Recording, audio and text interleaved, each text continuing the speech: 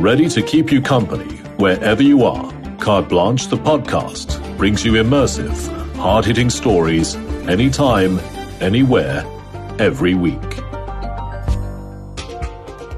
Welcome to another installment of the WholeWeek Wrap with Daily Maverick and Carte Blanche. This week, Daily Maverick journalist Queenan Maswabi and Carte Blanche's Erin Bates take a quick break while out in the field to discuss some of the latest news happenings. Here's what's coming your way. Someone hide the pens. While the president is eager to sign off on the NHI bill, organizations and opposition parties are sounding the alarm. Then the taxman is telling controversial businessman Edwin Sodi to pay up. Do you think it's a situation where you need to hide your wealth nowadays in case the taxman is watching? Well, I think people who are well-heeled like to call it being tax efficient. And we quench our thirst for some good news as we celebrate Tyler's Grammy win. But first, it was a state of the nation few will remember, and despite President Cyril Ramaphosa's best efforts, has left many South Africans uninspired. Queen, and we will have to deal with Sona. So let's kick off there. What were your hot takes? I was underwhelmed by Sona this year because I believe that the president kind of used the platform to advance the ANC's so-called successes in the last 30 years under the guise of saying the country is celebrating 30 years of democracy and it's important to reflect on all these aspects.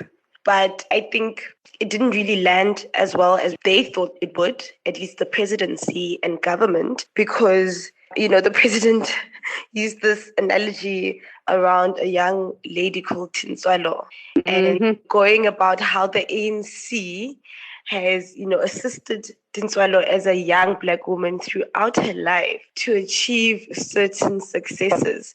Yes. And I think it was so funny because it ended up being a joke more than an important case study in our country. And that's simply because as much as the ANC has its gains, there are so many limitations to it, Yes.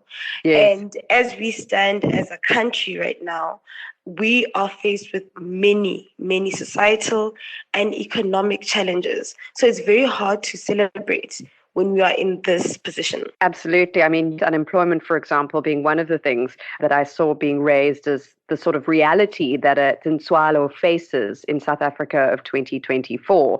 Ramaphosa describing her as democracy's child who's grown up in a South Africa worlds apart from that of her parents or grandparents. I mean, looking at some of your coverage on Sona for Daily Maverick, you do emphasize, of course, the mention of state capture and all the damage that wreaked upon the country. That was a decade of damage, said Ramaphosa. Bear in mind, of course, he's been in term now or in office at least and he some was 5 there, years. Aaron. He was there when all right of in this the deputy capture was happening. And Yep. he behaves like he wasn't. The way he speaks about it, he almost removes himself as the then deputy president and says there was an area of state capture. But he was there the entire time. So it was actually annoying. I mean, you do mention in that article, sort of wrapping Sona up for Daily Maverick, some of the gains made by the Revenue Service. It's collecting of 4.8 billion rand in unpaid taxes, thanks to the work of the Zondo Commission, some of the work of the SIU, the work of the NPA's Asset Forfeiture Unit, freezing orders of 14 billion rand. It's nabbed as well as 8.6 billion rand in corrupt proceeds being returned to the state. I mean, there's also the issue, of course, of us being on a grey list and government saying, oh, well, we're not going to be on it long. You deal with unemployment and load shedding and all the key issues, the National Health Insurance Bill, the social grant for relief of distress. Where do you think the strongest message lay, as lackluster as you found Sona? It's so difficult to say because, I think it was a Sona that spoke about the general issues in South Africa. It wasn't one that was focused. In the previous years, the president has gone onto the platform and used it to make announcements about the way forward for the country, right? But this year, it's so hard to even pinpoint exactly what his message was, besides the 30-year anniversary of democracy in the country. The only new thing that came from the speech is the extension of the SRD grant which is the 350 rands for unemployed people in South Africa. And I don't think it was a surprise for me because obviously it's close to elections. There was no way that the ANC-led administration was going to pull the grant just before we head to the polls. I want to touch on what you're saying in terms of the overall wash or tone of SONA. And did it sound to you like a farewell from a president? Not at all. So on the red carpet, we were speaking to a lot of political leaders, some from the ANC, who are adamant that the ANC will be back for the 7th administration, right? I wonder if they're as adamant about that as they were about us not getting grey-listed, because as much as government was spewing that we wouldn't be grey-listed, it happened. There's a kind of amnesia or denial that often sort of permeates ANC leading thinking. Definitely. I think all political parties are a bit delusional at times. But particularly with this, the president was clear to say that we are coming back for the 7th administration. This is not the end, right? And obviously that got a lot of approval from ANC MPs who were, excited by what he was saying. He's always very calm and collected when he speaks. But yesterday, definitely, he came in to say the ANC is not going anywhere. We will be the governing party in South Africa. Just as we close off, I thought it was interesting that he underlined his take on or his analysis or framing of the July 2021 protests, that it was an attempt at a popular insurrection which failed. I also thought it was really interesting to not hear from the president, in fact, whether or not we're going to the polls in May. And obviously we should know by the end of February whether or not that's happening. We'll need to keep an eye on that, Queenan. The National Health Insurance Bill, or NHI, is practically a done deal.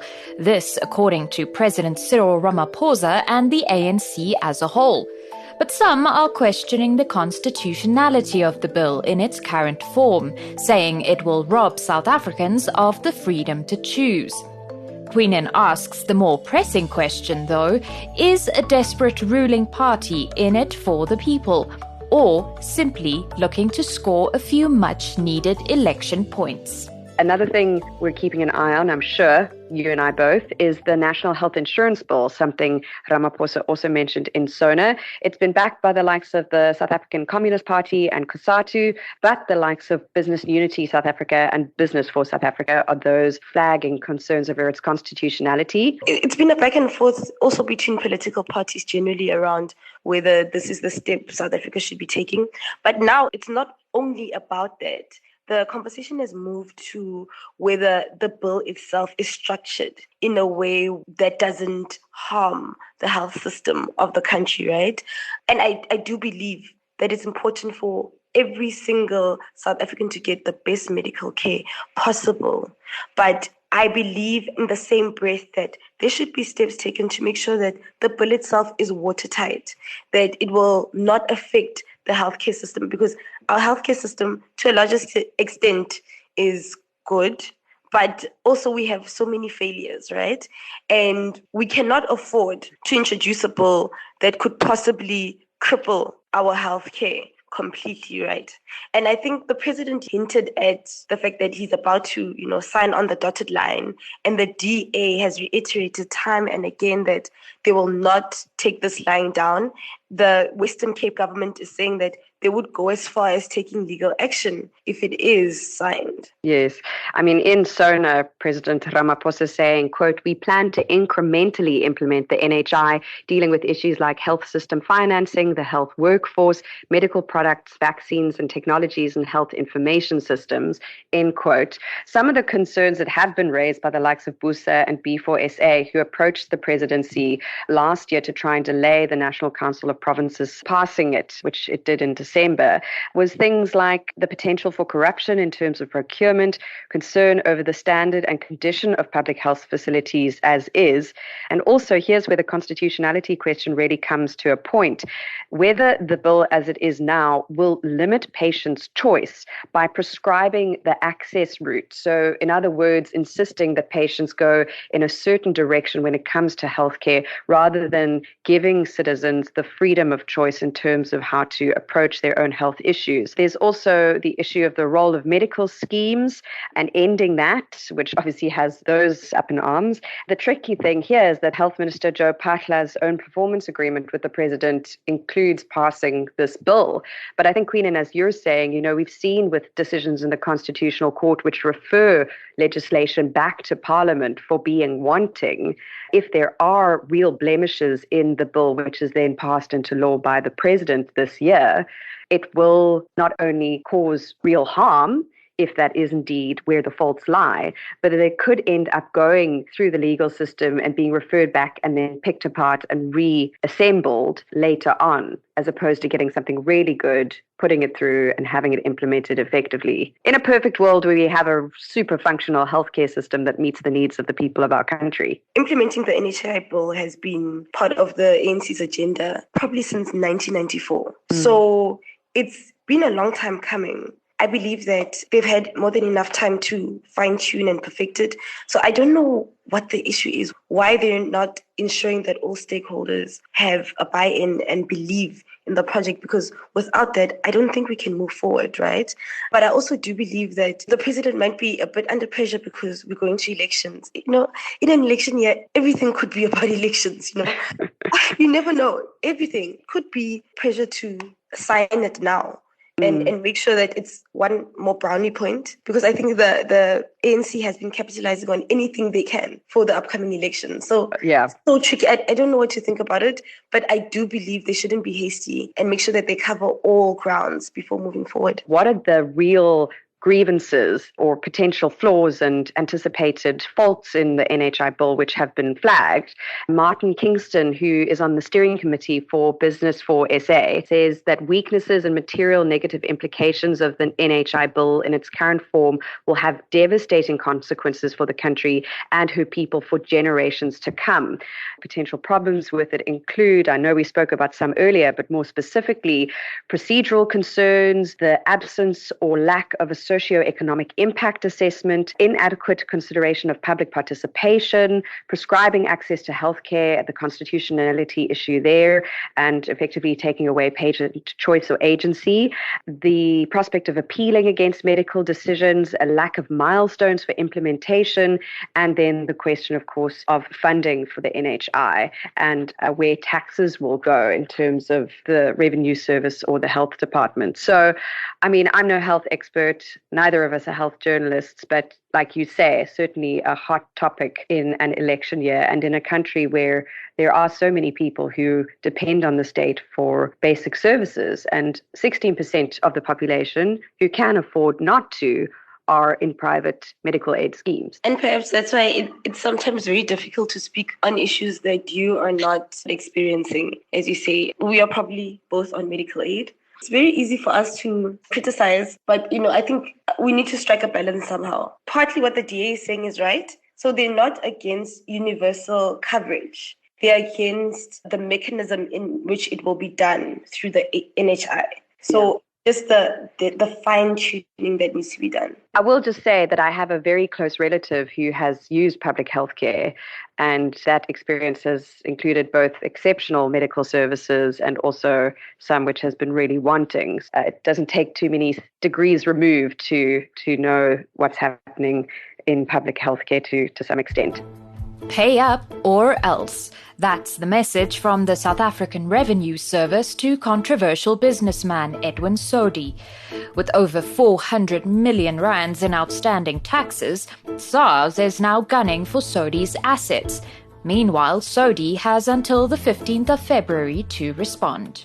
Let's move on to the absolutely flashy, pretty outrageous whiner and diner Edwin Sodi, the tenderpreneur extraordinaire who is facing quite a hefty tax bill. Ever since his name came on the scene, I think it was during the state capture inquiry, there's been a lot of talk around his wealth and his links to the ANC, of course. And I sometimes wonder if people don't have it out for him because of his links, obviously, to the governing party and also the revelations around his flashy lifestyle, right? We've seen articles around all his homes, the woman he dates. There's a huge interest around it. And now we're finding out that, this person has kind of become an enigma to the public, owes so much money to SARS. When I was reading the articles around that, I couldn't see whether he has, sent a response, whether he has any intentions of formulating a plan to make sure that this money is paid. But I think the interest around it is not only because of the amount he owes, 400 million. 400 million. Yeah, in fact, if we want to get specific, it's 408 million. 71,575 Rand and 71 cents that he owes SARS. This is according to an article in the City Press by Mduduzi Nonyane. Yeah. And he's basically got the option to settle in full, to go on a payment plan, or wait for SARS to go to the High Court, get an order to execute his estate and attach either his assets or anything that he is owed by third parties. So SARS essentially swooping in. Do you think it's a situation where you need to hide your wealth nowadays, in case the taxman is watching? Well, I think people who are well-heeled like to call it being tax efficient rather than hiding their assets from the revenue service. But I think that's exactly what's often happening under tax efficiency, quote unquote. You were talking about not knowing his response. He had 10 days to respond to SARS based on a letter of demand, which was issued to him in the last week of January. As noted in the City Press article, he's become synonymous with botched public projects. There was the asbestos project in the Free State. There was also another housing project there. His blackhead consulting firm is notorious. Anyone who does a desktop search of the most rudimental variety will see that there's a big flashing siren above Edward Saudi and his business dealings. And yet the city of Tshwane did a deal with him and a partner in a joint venture in 2019. And then it all came to ruin and the service wasn't delivered, and it put potable water in the Rooiwal area in jeopardy. So he's not someone who delivers well on government contracts, and clearly he's also on SARS's understanding and information evading tax. I think important just to note, of course, Carte Blanche recently did a probe on Edward Saudi and a contract he had to eradicate the use of bucket toilets, and the ways in which that went horribly wrong and is still on catch-up at the moment. That will be on our website from the 20th of February 2024. So put that in your diary, Queenan. Yes. No, for sure. I just want to say it says a lot also about our country, because how is he getting away with this continuously? You have listed incidents where he has botched tenders, right? And he continues to live a lavish life. He continues to benefit while there are so many people I think are willing and able to do the job, but he constantly gets the opportunity. It's unacceptable. It is unacceptable. And the city of Tshwane actually has written to National Treasury saying they want to blacklist him. But in terms of proper process, they also need to notify him that they intend to do that. He then gets the opportunity to retort. And he says, well, in the instance of the Rooiwal project, his partner, who is now deceased, was the scoundrel and was, defrauding him, and is the reason why everything went bottoms up. It's a song that even had President Cyril Ramaphosa shaking his booty. So it's no surprise that South African artist Tyler's global hit song, Water, bagged a Grammy Award. At just 22 years old, it seems Tyler's well on her way towards realizing her dream of becoming, quote, the world's first global South African pop star. And we're here for it. So, Queenan, onto our green shoot of the week. Let's move over to entertainment. It is so exciting. You have no idea how happy I am for Tyler. I can hear it in your voice. Oh my word. I am so excited, especially because the Nigerians thought they were going to take it. It's a very good South African story, and it makes me feel so warm and fuzzy to hear about a young woman from South Africa, obviously a 22-year-old who's already won a Grammy, and it's her first ever award. Yes. Her acceptance speech was it just felt so sort of open and South African and kind of sincere. So either she had some great media coaching or she just was totally herself up on that stage, and it was lovely. I think initially she wanted to be calm and collected, and then when she said, what the heck? The South African in her out. She couldn't help it. Everyone is excited to see what else she has to offer. She has been praised for her authenticity, of course, especially by South Africans, saying she hasn't changed her accent, she hasn't changed who she is. I mean, in one of the interviews she did, they asked her what she likes carrying around that reminds her of South Africa. And she says she makes sure that she buys maize meal. And she has it because now and then she wants some pap. I thought you were going to say Zambak, like a little tin of Zambak in her handbag. But pap is a good coil. Yeah, it's so South African. She says she makes sure when she's traveling, there's always maize meal and it's her bit of taste of home. I mean, who can hate Tyler at this point? Of course, the Nigerians can. But I mean, generally, she is amazing, and I'm excited to see her career lift off. Yes, of course, for those who don't know, Tyler, who is that Johannesburg-born South African musician of 22 years old, won the Best African Music Performance for her song Water. It has some 121 million odd views on YouTube, 391 million listens on Spotify. She received that Grammy in the 66th annual ceremony, which was hosted by our very own Trevor Noah, who himself nabbed an Emmy for Best Variety Talk Series just a little bit earlier this year. So a good innings so far for some South Africans in the entertainment industry, and we're only getting going. It's just the beginning of February. Queenan, it's been a pleasure to talk to you, and I'm sure we will do it again before the year is out. Thank you for your time. Thank you. It's always a pleasure speaking to you. And that's a wrap. In case you missed any of our previous chats with Daily Maverick, you can find them all on Carte Blanche, the podcast, available on Spotify and all major podcasting platforms.